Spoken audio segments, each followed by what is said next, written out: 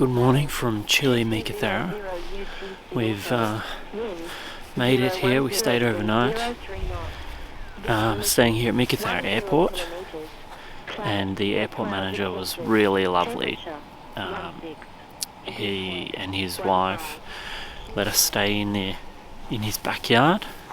So that's where we are now. The sun is just coming up over the horizon. Got a little coffee going. And here marks the start of our retracing of Sir Charles Kingsford Smith's mail run that he did many years ago in the 1920s. He cut his teeth after coming back from the US after the Great Depression, but we'll talk a little bit about that a bit later. But it's about 6 degrees and the airport's just firing up with all the new planes coming in and out. It's nice, beautiful day.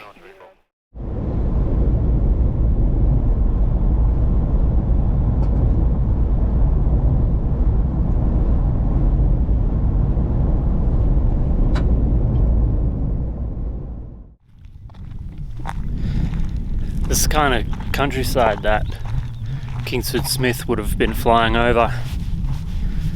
He originally was educated in Canada during his early school years, and then was formally trained in Brisbane.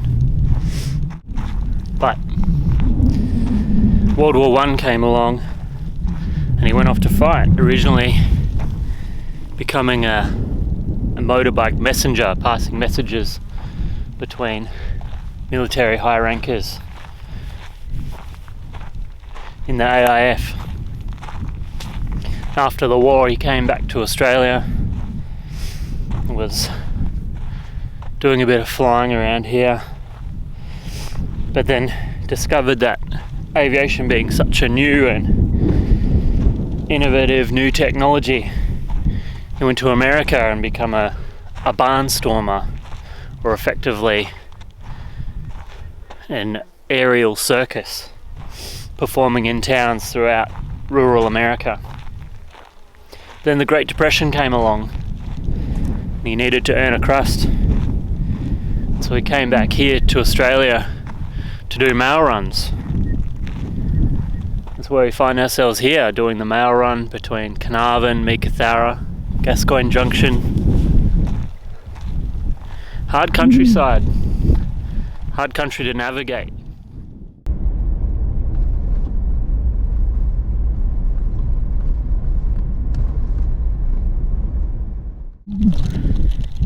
Something interesting along the way here is we've just stopped to have another little break, and there's a little sign that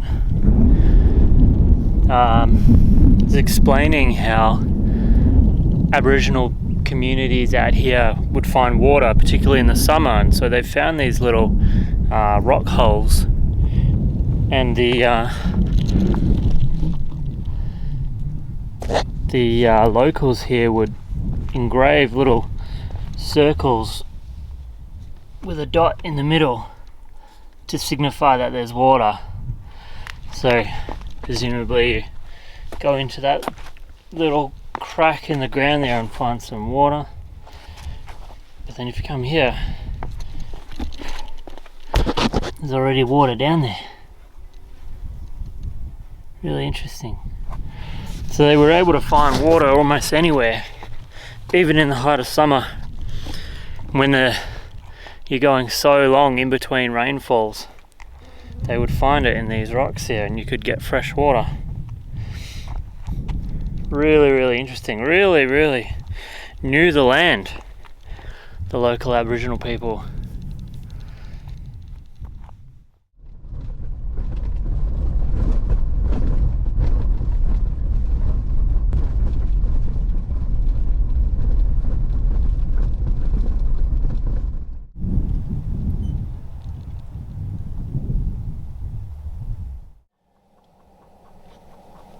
We don't see this every day.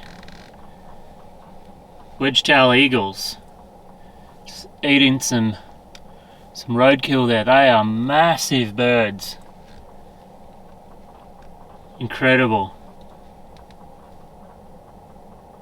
That's very impressive. There's some more further up there as well.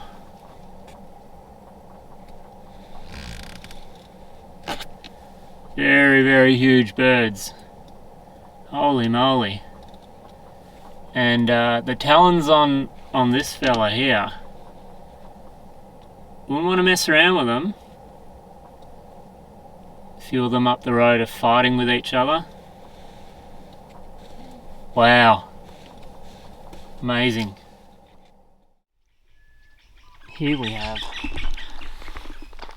the Murchison River, and this is where Kingsford Smith would stop for the night, in between Mt Augustus and Meekatharra. He started the Carnarvon Trucking Company initially to do his mail runs from Carnarvon to Meekatharra. Prior to that, they were using camel trains, and so this was a major stop for the camels to drink some water, camp for the night. A lot of immigrants were used as well, typically Afghans, believe it or not. See over there, a pastoral station. A lot of this land is still farmed.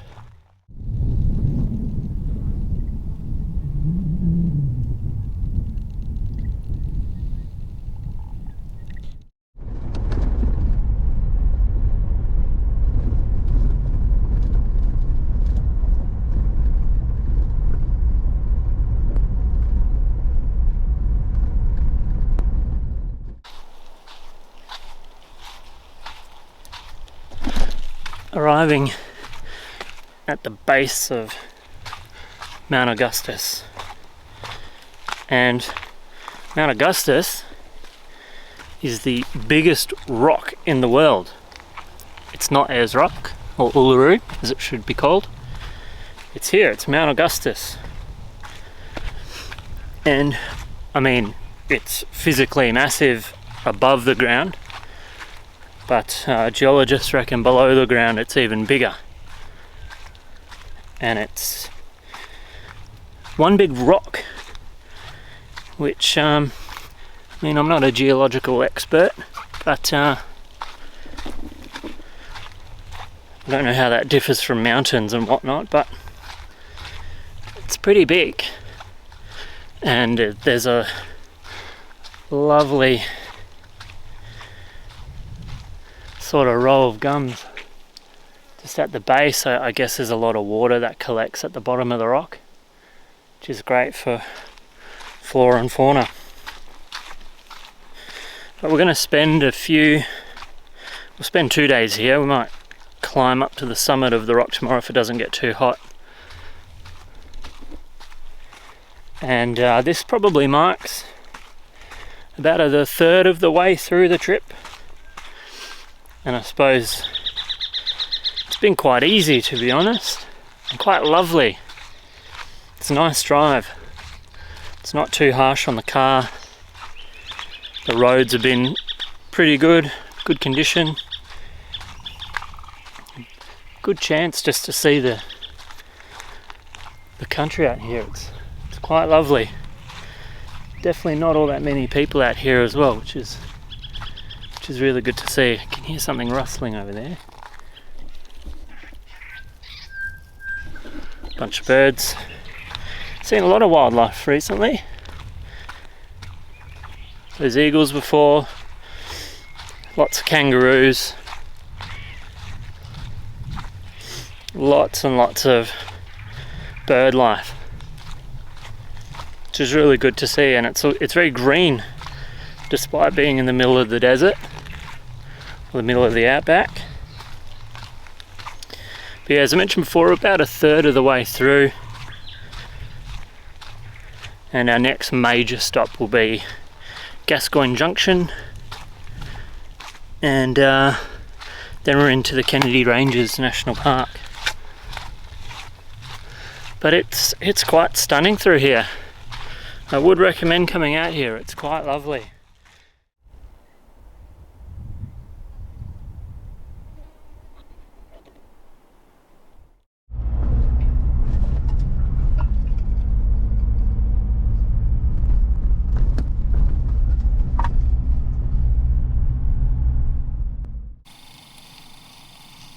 Well, as the sun sets on another day following Kingsford Smith's mail run, it's been quite interesting.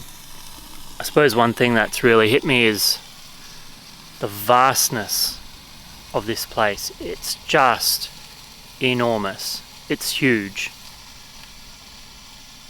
So big. So, just trying to reconcile that. In the meantime, got a bit of dinner going, cracked a beer. The camp facilities here at Mt Augustus are reasonably okay, so gonna have a shower, freshen up a little, and then we'll hit the summit in the morning. Good morning. It's kind of early-ish in the morning. It's just gone, oh, it's a bit late actually, it's gone 7. Just starting off on the summit trail to the top of Mt Augustus.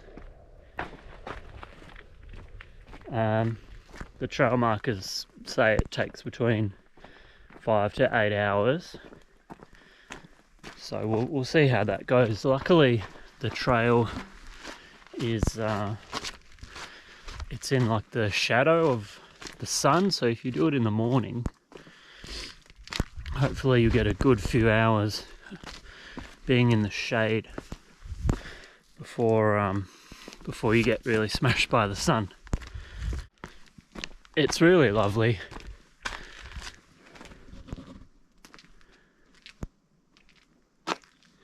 Trees. A few kangaroos about as well. Birds are going pretty wild. So yeah, I'll let you know what happens further along.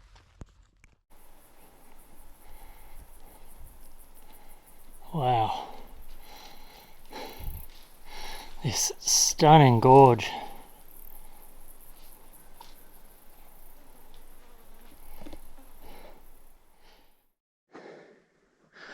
The trail is pretty well marked with these trail markers.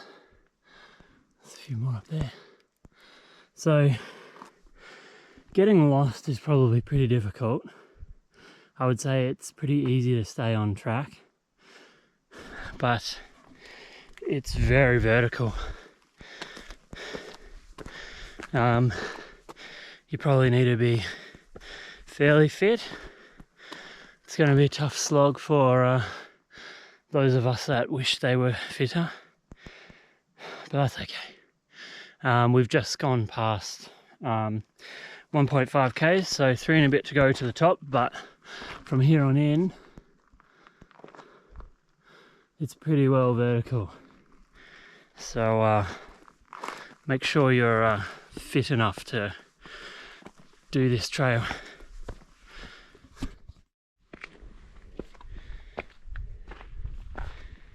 We've just got about 400 meters to the summit.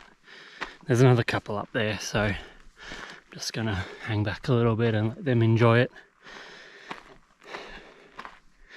The last thing you want is to do such a physical slog like that and then have your best moment spoiled by other people breathing heavily. It has really been a pretty tough hike. This mount really, giant rock really makes you work for it. The vastness of this place is just incredible. Your brain really does struggle to process it all. Just down there is where I've been staying. You can just see the reflections of the rooftops. But if you keep looking, no wonder it's 4 hours to our next destination. There's just nothing in between here and there. Truly staggering. Just fueled up in Gascoyne Junction. Fairly uneventful drive from Mt Augustus to Gascoyne Junction. Not really a lot to see. there's a handful of point of interest, but by and large I just turned straight through. Diesel is a eye-watering $2.40 here, but that's just the price you pay for being out here in the outback.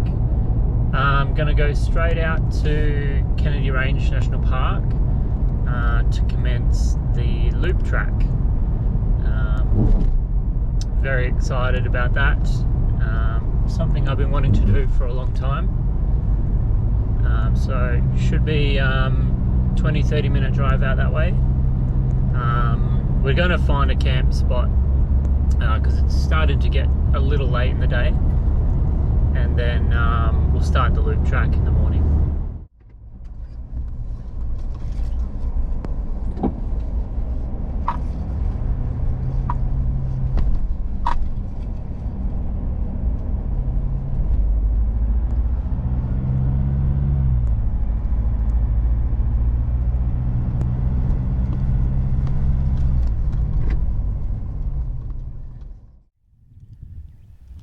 Well, we've just woken up in our Kennedy Ranges National Park. We drove in maybe about 15 kilometres yesterday at the northern end of the loop track. But the biggest change of the trip so far is just the stillness of it.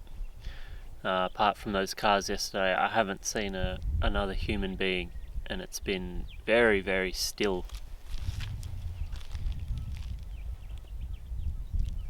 Very peaceful. A couple of kangaroos starting their day over there, but today's plan is to continue the loop track and get up on top of the escarpment. And we'll probably find another place to camp up there. Around 200 kilometres. So today will be a full day in the national park. But it's really lovely. It's peaceful. We'll have another coffee, get some breakfast going, and then we'll get started.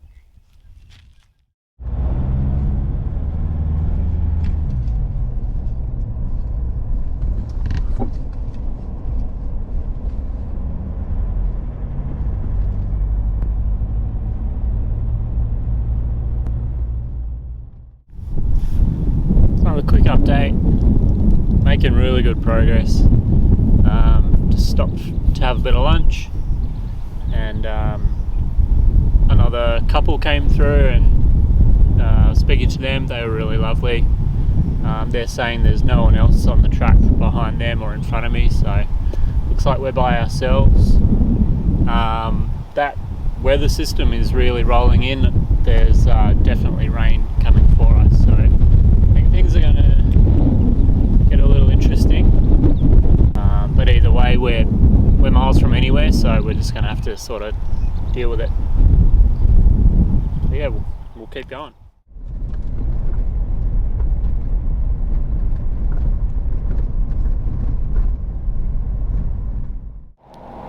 So the rain's come, and I think we'll be okay as long as it sort of just showers like this.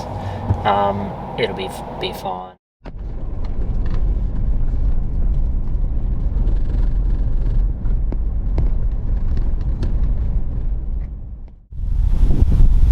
Quirky little point of interest, this tree here, fallen over, yet still very much healthy.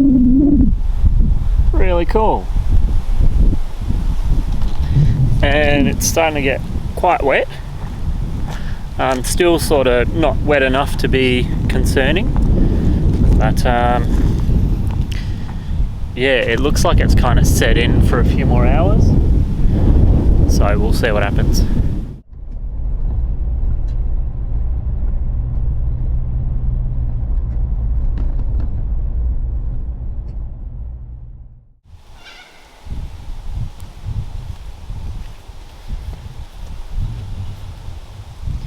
So we've made it to Chaff Cutter Spring, and it's just kind of drizzly, a bit rainy, but what a beautiful Beautiful place to pull up for the day. Have a nice beer. It's probably a bit shaken up. Yep, it is.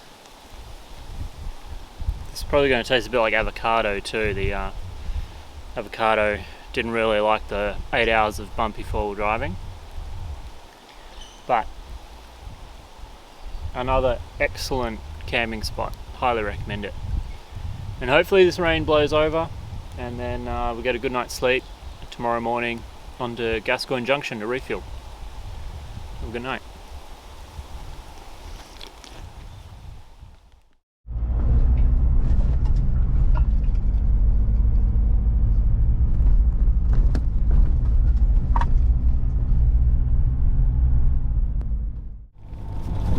So, good morning. We've just woken up and had a quick coffee and packed up, and we're on our way again.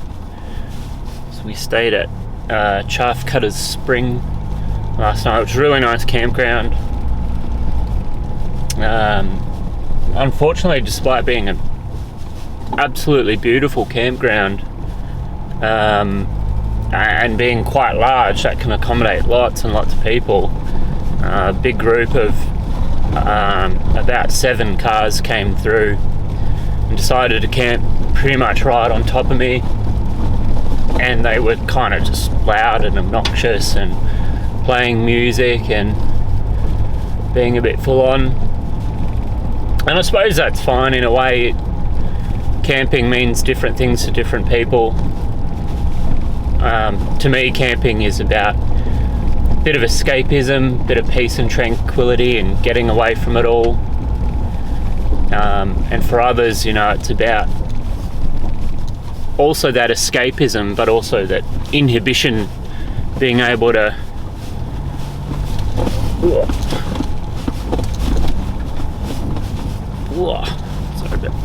sorry about that, bit of a rocky patch. Yeah, a bit of escapism and being the freedom to do whatever you want to do and being as loud as possible, and that's fine. It's a bit of horses for courses. I suppose my issue is about the respect that comes with those two different types of camping and the spectrum of the in-between. It's just about respecting each other, and I suppose in that particular instance, those people didn't have to camp on top of me with being such a large campsite.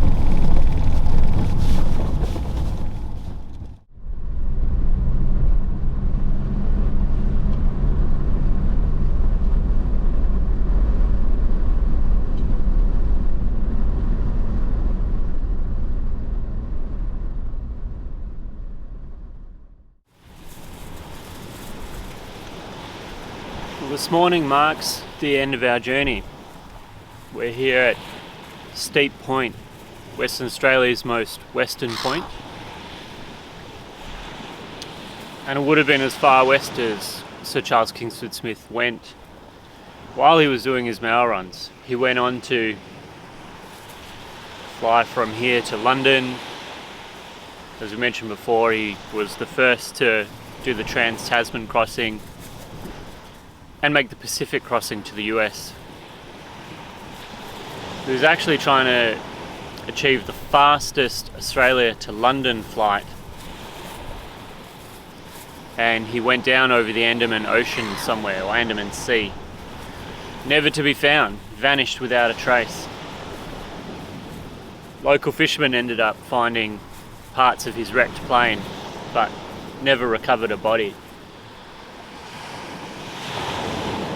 But upon reflection, he completed some remarkable feats. He's probably a bit of a forgotten hero of Australian history. And he certainly did it in a wonderful backdrop of this really beautiful country.